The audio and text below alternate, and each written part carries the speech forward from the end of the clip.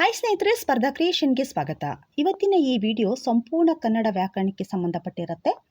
ಇದು ಮುಂದೆ ಬರುವಂಥ PDO ಎಕ್ಸಾಮ್ ಆಗಿರ್ಬೋದು ಅಥವಾ ವಿಲೇಜ್ ಅಕೌಂಟೆಂಟ್, STA, FDA ಯಾವುದೇ ಎಕ್ಸಾಮ್ ಆಗಿರ್ಬೋದು, KPSC ಮತ್ತು KE ಕರೆಯುವಂಥ ಯಾವುದೇ ಎಕ್ಸಾಮಿಗೆ, ಕನ್ನಡ ಕಡ್ಡಾಯ ಎಕ್ಸಾಮ್ ಅಥವಾ ಸಾಮಾನ್ಯ ಕನ್ನಡ ಪತ್ರಿಕೆಗೆ ಸಂಬಂಧಪಟ್ಟಾಗೆ ಪಠ್ಯಕ್ರಮ ಅನುಸಾರವಾಗಿ ಸಂಪೂರ್ಣವಾದಂಥ ವ್ಯಾಕರಣವನ್ನು ಕೊಂಡ್ಬಿಟ್ಟು ಕನ್ನಡಕ್ಕೆ ಸಂಬಂಧಪಟ್ಟ ಹಾಗೆ ಕ್ವಶನ್ ಪೇಪರ್ಗಳು ಸಿಗುತ್ತೆ.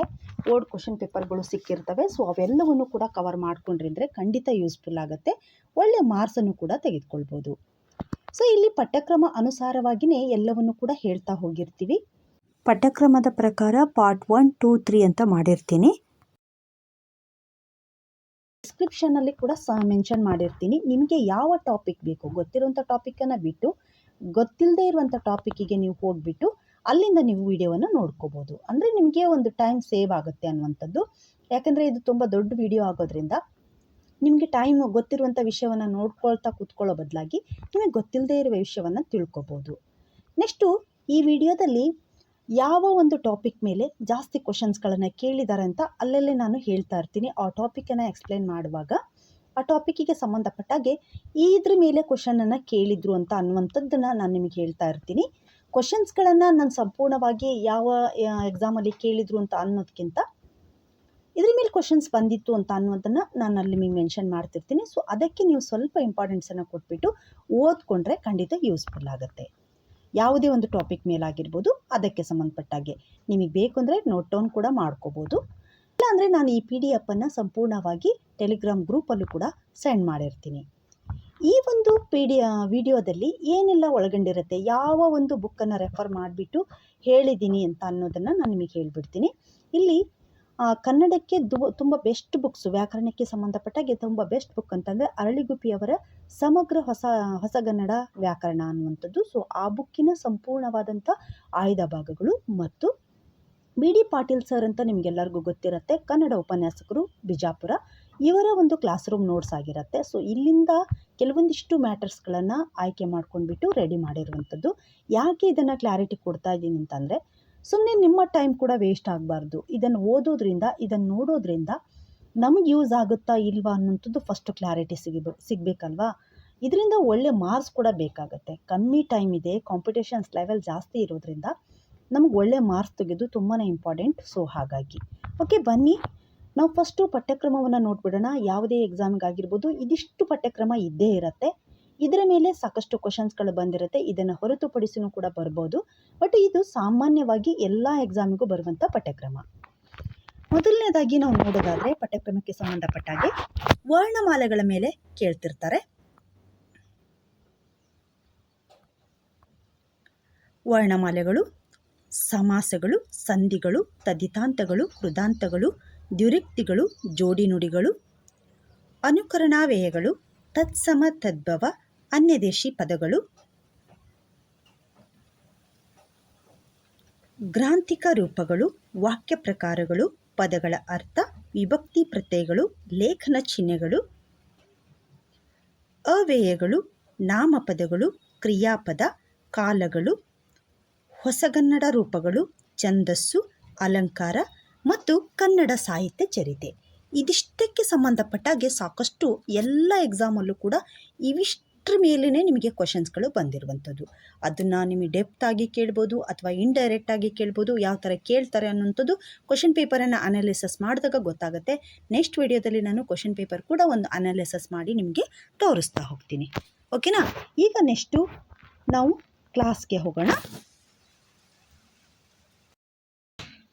ಮೊದಲನೇದಾಗಿ ನಾವು ವರ್ಣಮಾಲೆಯಿಂದ ಸ್ಟಾರ್ಟ್ ಮಾಡೋದಾದರೆ, ವರ್ಣಮಾಲೆ ಅಂದರೆ ನಮಗೆ ಗೊತ್ತಿರುವಂಥದ್ದು ಕನ್ನಡ ಭಾಷೆಯಲ್ಲಿ ಬಳಕೆಯಲ್ಲಿರುವಂಥ ಅಕ್ಷರಗಳ ಸಮೂಹವನ್ನು ವರ್ಣಮಾಲೆ ಅಂತ ಕರಿತೀವಿ. ಇಲ್ಲಿ ನಮಗೆ ಕ್ವಶನ್ನು ಉದ್ಭವ ಆಗುತ್ತೆ, ಕನ್ನಡದಲ್ಲಿ ವರ್ಣಮಾಲೆ ಮೂಲಾಕ್ಷರಗಳು ಎಷ್ಟಿದ್ದಾವೆ ಅನ್ನುವಂಥದ್ದಾಗತ್ತೆ. ಹಾಗೆಯೇ ರು ಅನ್ನು ಹೊರತುಪಡಿಸಿ ಕನ್ನಡ ವರ್ಣಮಾಲೆಯಲ್ಲಿರುವಂಥ ಮೂಲಾಕ್ಷರಗಳ ಸಂಖ್ಯೆ ಎಷ್ಟು ಅನ್ನುವಂಥದ್ದು ಲಾಸ್ಟ್ ಓಲ್ಡ್ ಕ್ವಶನ್ ಪೇಪರಲ್ಲಿ ಬಂದಿರುವಂಥ ಕ್ವಶನ್ ಇದೆ. ಸೊ ಇದ್ರ ಬಗ್ಗೆ ನಮಗೆ ಗೊತ್ತಿರಬೇಕು, ಟೋಟಲ್ ಆಗಿ ಎಷ್ಟು ಮೂಲಾಕ್ಷರಗಳಿದ್ದಾವೆ ಅನ್ನುವಂಥದ್ದು. 49 ಅಕ್ಷರಗಳಿದ್ದಾವೆ. ಈ ಮೂಲಾಕ್ಷರಗಳಿಗೆ ಸಂಬಂಧಪಟ್ಟ ಹಾಗೆ ನಾವು ಒಂದು ಚಾರ್ಟನ್ನು ನೆನ್ಪಿಟ್ಕೊಂಡ್ರೆ ಇದ್ರ ಮೇಲೆ ಯಾವುದೇ ಥರದ ಕ್ವಶನ್ ಬಂದರೂ ಕೂಡ ನಾವು ಅಟೆಂಡ್ ಮಾಡ್ಬೋದು. ಸೊ ಅದ್ರ ಬಗ್ಗೆ ನಾವು ನೋಡ್ತಾ ಹೋಗೋದಾದರೆ, ವರ್ಣಮಾಲೆಯಲ್ಲಿ ಸ್ವರಗಳು, ವ್ಯಂಜನಗಳು, ಯೋಗವಾಹಗಳು ಅಂತ ಬರ್ತವೆ. ಸ್ವರಗಳು 13, ವ್ಯಂಜನಗಳು 34, ಯೋಗವಾಹಗಳು 2. ಇದರಲ್ಲಿ ಸ್ವರಗಳಲ್ಲಿ ಮತ್ತೆ 3 ವಿಧ: ಋಶ್ವಸ್ವರ, ದೀರ್ಘಸ್ವರ, ಪ್ಲುತಸ್ವರ. ಋಶ್ವಸ್ವರಗಳು 6, ದೀರ್ಘಸ್ವರ 7, ಪ್ಲುತಸ್ವರ ಯಾವುದು ಇಲ್ಲ. ಇದು ನಮ್ಮ ಕಲ್ಪನೆಯಿಂದ ಆಗಿರುವಂಥದ್ದು. ಸೊ ಅದ್ರ ಬಗ್ಗೆ ನಾನು ಮುಂದೆ ಹೇಳ್ತೀನಿ. ಇನ್ನು ವ್ಯಂಜನಗಳಿಗೆ ಸಂಬಂಧಪಟ್ಟ ಹಾಗೆ ನೋಡೋದಾದರೆ, ವ್ಯಂಜನಗಳಲ್ಲಿ ನಾವು ಮತ್ತೆ 2 ಭಾಗಗಳಾಗಿ ವರ್ಣಿಸ್ತೀವಿ: ವರ್ಗೀಯ ವ್ಯಂಜನ ಮತ್ತು ಅವರ್ಗೀಯ ವ್ಯಂಜನ ಅಂತ. ವರ್ಗೀಯ ವ್ಯಂಜನಗಳಲ್ಲಿ ಮತ್ತೆ ನಾವು 3 ವಿಧಗಳನ್ನು ನೋಡ್ತೀವಿ: ಅಲ್ಪ ಪ್ರಾಣಾಕ್ಷರಗಳು, ಮಹಾಪ್ರಾಣಾಕ್ಷರಗಳು ಮತ್ತು ಅನುನಾಸಿಕ. ಅಲ್ಪ ಪ್ರಾಣಾಕ್ಷರಗಳು ಅಂತಂದರೆ ವರ್ಗೀಯ ವ್ಯಂಜನ ಅಂತ ಅಂದರೆ ಕದಿಂದ ಮವರೆಗಿನ ಅಕ್ಷರಗಳೇನಿರುತ್ತಲ್ಲ ಇವೆಲ್ಲವೂ ವರ್ಗೀಯ ವ್ಯಂಜನಗಳು. ಅವರ್ಗೀಯ ವ್ಯಂಜನಗಳು ಅಂತಂದರೆ ಯಾರಲವ ಇವೆರ್ತವಲ್ಲ ಅವು. ಹಾಗಾದರೆ ಈ ವರ್ಗೀಯ ವ್ಯಂಜನಗಳಲ್ಲಿ 3 ಭಾಗಗಳಾಗಿ ಮಾಡಿದ್ದೀವಿ. 25 ಅಕ್ಷರಗಳಿರ್ತವೆ. ಇದರಲ್ಲಿ ಅಲ್ಪ ಪ್ರಾಣಾಕ್ಷರಗಳು ಅಂದರೆ 1ನೇ ವರ್ಗ ಅಂದರೆ ಕ ಜಡ ತಪ ಮತ್ತು 3ನೇ ಸಾಲಿಂದು ಗ ಜಡ ದಬ ಇವೆಲ್ಲವೂ ಕೂಡ ಅಲ್ಪ ಪ್ರಾಣಾಕ್ಷರಗಳು. ಇನ್ನು ಮಹಾಪ್ರಾಣಾಕ್ಷರಗಳು ಅಂತಂದರೆ 2ನೇ ಸಾಲಿಂದು ಮತ್ತು 4ನೇ ಸಾಲು ಘಜಡ ತಪ ಮತ್ತು ಘಜಡ ದಬ ಇವು ಮಹಾಪ್ರಾಣಾಕ್ಷರಗಳು. ಇನ್ನು ಅನುನಾಸಿಕ ಅಂತ ಹೇಳಿದರೆ ನ್ಯ, ನ್ಯ, ನ, ನ, ಮ ಈ ಅಕ್ಷರಗಳೇನಿದಾವಲ್ಲ ಇವು ಅನುನಾಸಿಕ ಅಕ್ಷರಗಳು. ಇನ್ನು ಯೋಗವಾಹಗಳಲ್ಲಿ 2 ಬರ್ತವೆ: ಒಂದು ಅನುನಾಸಿಕ, ಇನ್ನೊಂದು ವಿಸರ್ಗ. ಅನುನಾಸಿಕ ಅಂ, ವಿಸರ್ಗ ಅಹ. ಇವೆರಡೂ ನೆನ್ಪಿಟ್ಕೋಬೇಕು. ಯೋಗವಾಹಗಳ ಮೇಲೂ ಕೂಡ ಕ್ವಶನ್ ಬಂದಿದೆ. ಸೊ ಅದಕ್ಕೋಸ್ಕರ ಅಂದರೆ ಇದು 1-0 ಇರೋದಕ್ಕೆ ಏನಂತ ಕರೀತಾರೆ, 2-0 ಇರೋದಕ್ಕೆ ಏನಂತ ಕರೀತಾರೆ ಅನ್ನುವಂಥದ್ದು ಇಲ್ಲೆಲ್ಲ ಡೀಟೇಲ್ಸ್ ಆಗಿ ನಾನು ಕೊಟ್ಟಿದ್ದೀನಿ, ಬರೆದಿದ್ದೀನಿ. ಸೊ ನೋಡ್ಕೋಬೋದು. ಈ PDF ಅನ್ನು ಸೆಂಡ್ ಮಾಡಿರ್ತೀನಿ. ಓಕೆನಾ. ನೆಕ್ಸ್ಟ್ ಇವಾಗ ಪ್ಲುತಸ್ವರ ಅಂತಂದರೆ, ಪ್ಲುತಸ್ವರಕ್ಕೆ ಕನ್ನಡದಲ್ಲಿ ಪ್ರತ್ಯೇಕವಾದಂಥ ಅಕ್ಷರ ಇರೋದಿಲ್ಲ. ಅದಕ್ಕೆ ಸಂಬಂಧಪಟ್ಟಾಗೆ ಯಾವುದೇ ಅಕ್ಷರ ಇಲ್ಲ. ಹಾಗಾದರೆ ದೀರ್ಘವಾಗಿ ಈ ಎಸ್ ಅನ್ನುವಂಥ ಯಾವುದೇ ಒಂದು ಶಬ್ದದ ಮುಂದೆ ಈ ಎಸ್ ಚಿಹ್ನೆಯನ್ನು ಬಳಸ್ತಿರ್ತಾರೆ.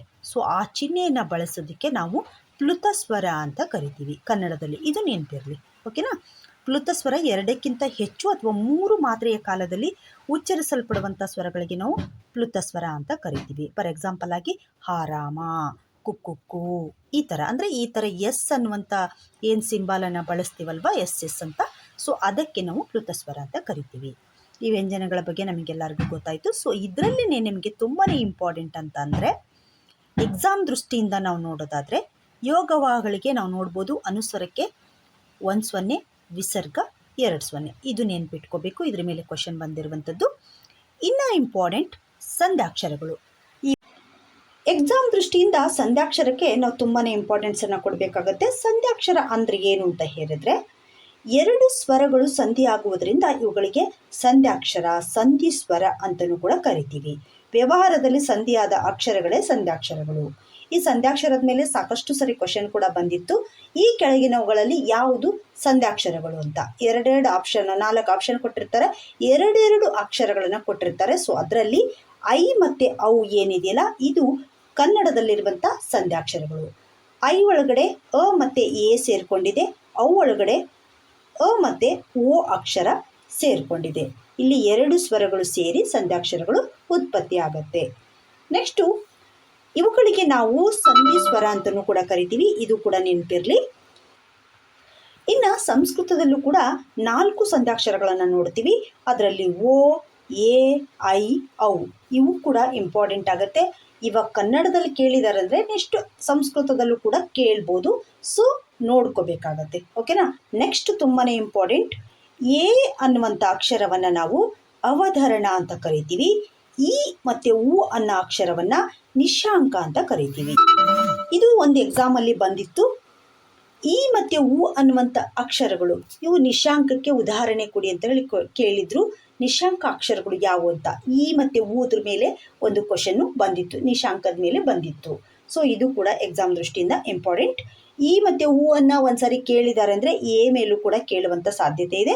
ಇದು ಎ ಅವತರಣ ಅನ್ನುವಂಥದ್ದು ನೆನ್ಪಿಟ್ಕೊಂಡ್ರೆ ನಮಗೆ ಮುಂದೆ ಹೆಲ್ಪ್ ಆಗುತ್ತೆ. ಅವತರಣಗಳು ಎಲ್ಲೆಲ್ಲಿ ಬರುತ್ತಲ್ವ, ಸೊ ಐಡೆಂಟಿಫೈ ಮಾಡಲಿಕ್ಕೆ ಅಲ್ಲಿ ಕೂಡ ಹೆಲ್ಪ್ ಆಗುತ್ತೆ. ಅವತರಣ ಅಂದರೆ ಏನು ಅನ್ನುವಂಥದ್ದು ಮುಂದೆ ನಾನು ಟಾಪಿಕಲ್ಲಿದೆ, ಸೊ ಹೇಳ್ತೀನಿ. ನೆಕ್ಸ್ಟು ಸಂಯುಕ್ತಾಕ್ಷರಗಳು ಅಥವಾ ದ್ವಿತ್ವಾಕ್ಷರಗಳು ಅಂತ ಕರಿತೀವಿ. ಇಲ್ಲಿ ಹೆಸರೇ ಸೂಚಿಸುವಂತೆ 2 ಅಕ್ಷರಗಳನ್ನು ಹೊಂದಿರುವಂಥದ್ದು. 2 ಅಥವಾ 2ಕ್ಕಿಂತ ವ್ಯಂಜನಗಳು ಸ್ವರವನ್ನು ಪಡೆದುಕೊಂಡು ಪರಿಪೂರ್ಣಗೊಂಡರೆ ಅದನ್ನು ಸಂಯುಕ್ತಾಕ್ಷರ ಅಂತ ಕರಿತೀವಿ. ಅದರಲ್ಲಿ ನೋಡ್ಬೋದು, ನಾವು ಉದಾಹರಣೆಗೆ ಒತ್ತಕ್ಷರಗಳು ಇರುವಂಥದ್ದು ಅನ್ನ, ಅಕ್ಕ, ಸ್ತ್ರೀ, ವಸ್ತ್ರ, ಅಗ್ನಿ, ಯಂತ್ರ, ರಾಷ್ಟ್ರ ಇತ್ಯಾದಿ. ಇವೆಲ್ಲವೂ ಕೂಡ ಒತ್ತಕ್ಷರಗಳನ್ನು ಹೊಂದಿರುವಂಥದ್ದು ಏನಿದ್ವಲ್ಲ ಅವೆಲ್ಲವೂ ಸಂಯುಕ್ತಾಕ್ಷರ. ಇದರಲ್ಲಿ 2 ವಿಧಗಳಿದ್ದಾವೆ, ಸಜಾತಿಯ ಸಂಯುಕ್ತಾಕ್ಷರ ಮತ್ತೊಂದು ವಿಜಾತಿಯ ಸಂಯುಕ್ತಾಕ್ಷರ. ಸಜಾತಿಯ ಸಂಯುಕ್ತಾಕ್ಷರ ಅಂದರೆ ಅದೇ ಅಕ್ಷರದ ಒತ್ತನ್ನು ಪಡ್ಕೊಂಡಿದ್ರೆ ಅದು ಸಜಾತಿ. ವಿಜಾತಿ ಅಂತಂದರೆ ಒಂದು ಅಕ್ಷರಕ್ಕೆ ಇನ್ನೊಂದು ಬೇರೆ ಯಾವುದೋ ಒಂದು ಅಕ್ಷರದ ಒತ್ತಕ್ಷರ ಬಂದಿದ್ರೆ ಅದು ವಿಜಾತಿ. ಸಿಂಪಲ್, ಇಷ್ಟನ್ನು ತಿಳ್ಕೊಂಡ್ರೆ ಸಾಕು. ನೆಕ್ಸ್ಟು ಪದ ಅಥವಾ ಶಬ್ದ. ಒಂದು ನಿರ್ದಿಷ್ಟವಾದ ಅರ್ಥವನ್ನು ಕೊಡುವ ಅಕ್ಷರ ಅಥವಾ ಅಕ್ಷರಗಳ ಸಮೂಹವನ್ನು ನಾವು ಪದ ಅಂತ ಕರಿತೀವಿ. ಇಲ್ಲಿ ಬಂದರೆ ಪದಗಳಲ್ಲಿ 2 ಪ್ರಕಾರಗಳು, ಒಂದು ನಾಮಪದ, ಇನ್ನೊಂದು ಕ್ರಿಯಾಪದ. ತುಂಬಾ ಇಂಪಾರ್ಟೆಂಟ್ ಆಗುತ್ತೆ ಎಕ್ಸಾಮ್ ದೃಷ್ಟಿಯಿಂದ.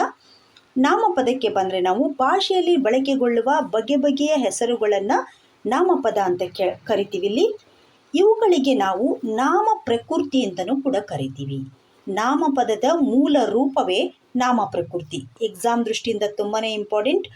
ನಾಮಪದದ ಮೂಲ ರೂಪ ಅಂತ ಕೇಳಿಬಿಟ್ಟು ಕೆಳಗಡೆ ಆಪ್ಷನನ್ನು ಕೊಟ್ಟಿರ್ತಾರೆ. ನಾಮ ಪ್ರಕೃತಿ ಅಥವಾ ಅದರ್ಸೋ ಕ್ರಿಯಾಪದ, ನಾಮಪದ, ಇನ್ಯಾವುದೋ ಆಪ್ಷನನ್ನು ಕೊಡ್ಬೋದು. ಇಲ್ಲಿ ನಾಮ ಪ್ರಕೃತಿ ಅನ್ನುವಂಥದ್ದು ತುಂಬ ಇಂಪಾರ್ಟೆಂಟ್ ಆಗುತ್ತೆ. ನಾಮ ಪ್ರಕೃತಿಗೆ ಇನ್ನೊಂದು ಹೆಸರು ಯಾವುದು? ನಾಮಪದದ ಮೂಲ ರೂಪ ನಾಮ ಪ್ರಕೃತಿ. ನಾಮ ಪ್ರಕೃತಿಗೆ ಇನ್ನೊಂದು ಹೆಸರು ಪ್ರತಿಪಾದಿಕ ಅಂತ ಕರೀತಾರೆ. ಪ್ರತಿಪಾದಿಕ ಅಂದರೂ ಕೂಡ ನಾಮ ಪ್ರಕೃತಿ ಅಂತಲೇ ಅರ್ಥ. ನಾಮಪದದ ಮೂಲ ರೂಪ ನಾಮ ಪ್ರಕೃತಿ. ಸೊ ಇದ್ರ ಮೇಲೂ ಕೂಡ ಕ್ವಶನ್ ಬಂದಿತ್ತು. ಈ ನಾಮಪದದ ಮೂಲ ರೂಪದ ನಾಮ ಪ್ರಕೃತಿಯು ಸರ್ವವಿಧ ವಿಭಕ್ತಿ ಪ್ರತ್ಯಯಗಳನ್ನು ಪಡೆಯುವುದರ ಮೂಲಕ ನಾಮಪದವಾಗಿ ಸಿದ್ಧಗೊಳ್ಳುತ್ತವೆ. ಮೊದಲನೇದು ನಾಮಪದದ ಮೂಲ ರೂಪ ನಾಮ ಪ್ರಕೃತಿ ಆಗಿರುತ್ತೆ. ಅದಕ್ಕೆ ವಿಭಕ್ತಿ ಪ್ರತ್ಯಯಗಳು ಸೇರ್ಕೊಂಡ್ಬಿಟ್ಟು ನಾಮಪದ ಆಗಿ ಕನ್ವರ್ಟ್ ಆಗುತ್ತೆ. ಅಂದರೆ ಫಾರ್ ಎಕ್ಸಾಂಪಲ್ ಆಗಿ ನೋಡೋಣ, ರಾಮ ಅನ್ನುವಂಥದ್ದು ನಾಮ ಪ್ರಕೃತಿ ಆದರೆ ಇಲ್ಲಿ ವಿಭಕ್ತಿ ಪ್ರತ್ಯಯ ಸೇರ್ಕೊಳ್ಳುತ್ತೆ. ಮನು ಅನ್ನುವಂಥದ್ದು ಅನ್ನುವಂಥ ವಿಭಕ್ತಿ ಪ್ರತ್ಯಯ ಸೇರ್ಕೊಳ್ಳುತ್ತೆ, ರಾಮನು ಆಗ್ತಾನೆ. ಸೀತೆ ಅನ್ನುವಂಥದ್ದಿದೆ, ಇದಕ್ಕೆ ವಿಭಕ್ತಿಯ ಪ್ರತ್ಯಯ ಅನ್ನುವಂಥ ವಿಭಕ್ತಿಯ ಸೇರಿಕೊಂಡು ಸೀತೆಯನ್ನು ಆಯಿತು. ಮನೆ ಅಂತ ಇದೆಯಲ್ಲ, ಇದಕ್ಕೆ ವಿಭಕ್ತಿ ಪ್ರತ್ಯಯ ಇಂದ ಅನ್ನುವಂಥ ವಿಭಕ್ತಿ ಪ್ರತ್ಯಯ ಸೇರಿಕೊಂಡು ಮನೆಯಿಂದ. ಕಾಡು ಪ್ಲಸ್ ಹೀಗೆ ಕಾಡಿಗೆ. ಈ ಥರ ಏನಾಗುತ್ತೆ, ನಾಮ ಪ್ರಕೃತಿ ವಿಭಕ್ತಿ ಪ್ರತ್ಯಯಗಳನ್ನು ಪಡ್ಕೊಂಡ್ಬಿಟ್ಟು ನಾಮಪದವಾಗಿ ಕನ್ವರ್ಟ್ ಆಗುತ್ತೆ. ಇದಿಷ್ಟು ಗೊತ್ತಿರಬೇಕು.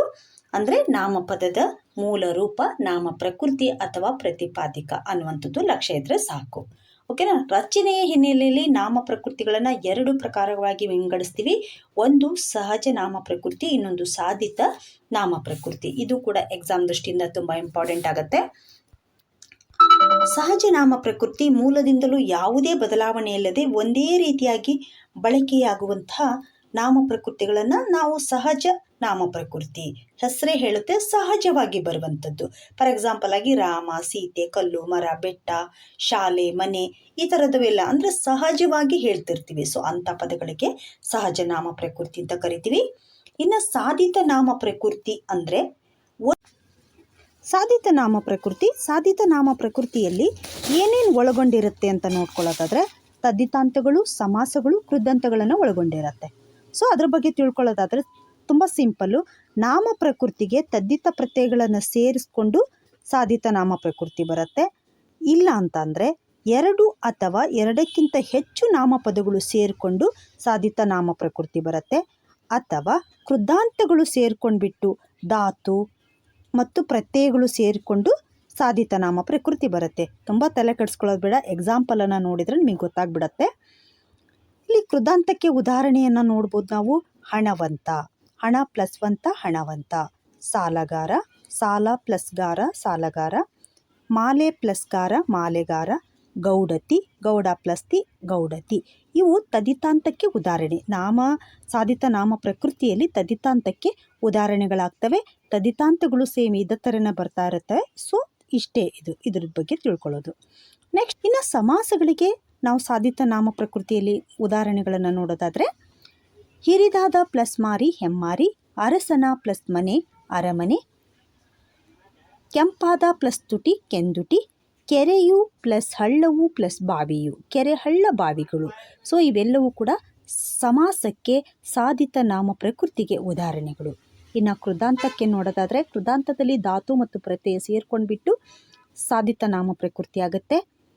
ನೆನೆ ಪ್ಲಸ್ ಅಫು ನೆನೆಪು, ಅಂದರೆ ನೆನೆ ಅನ್ನುವಂಥದ್ದು ಧಾತು, ಅಪ್ಪು ಅನ್ನುವಂಥದ್ದು ಪ್ರತ್ಯಯ. ಒಪ್ಪು ಪ್ಲಸ್ ಈಗೆ ಒಪ್ಪಿಗೆ, ಅಂಜು ಪ್ಲಸ್ ಈಕೆ ಅಂಜಿಕೆ, ಅಳೆ ಪ್ಲಸ್ ಅತೆ ಅಳತೆ. ಇದಿಷ್ಟು ಕೃದಾಂತಕ್ಕೆ ಉದಾಹರಣೆಗಳು. ಇನ್ನು ಸ್ವರೂಪದ ಹಿನ್ನೆಲೆಯಲ್ಲಿ ನಾವು ನಾಮ ಪ್ರಕೃತಿಗಳನ್ನು ಬೇರೆ ಬೇರೆ ಪ್ರಕಾರಗಳಾಗಿ ವಿಂಗಡಿಸ್ಕೊಳ್ತೀವಿ. ಆ ಪ್ರಕಾರವಾಗಿ ನೋಡೋದಾದರೆ ವಸ್ತುವಾಚಕ ನಾಮ ಪ್ರಕೃತಿ, ಗುಣವಾಚಕ ನಾಮ ಪ್ರಕೃತಿ, ಸಂಖ್ಯಾವಾಚಕ ನಾಮ ಪ್ರಕೃತಿ, ಭಾವನಾಮಗಳು, ದ್ವಿವಾಚಕ ನಾಮ ಪ್ರಕೃತಿ, ಪರಿಮಾಣ ನಾಮ ಪ್ರಕೃತಿ, ಸರ್ವನಾಮಗಳು. ಇವಿಷ್ಟು ಎಕ್ಸಾಮ್ ದೃಷ್ಟಿಯಿಂದ ತುಂಬಾ ಇಂಪಾರ್ಟೆಂಟ್ ಆಗುತ್ತೆ.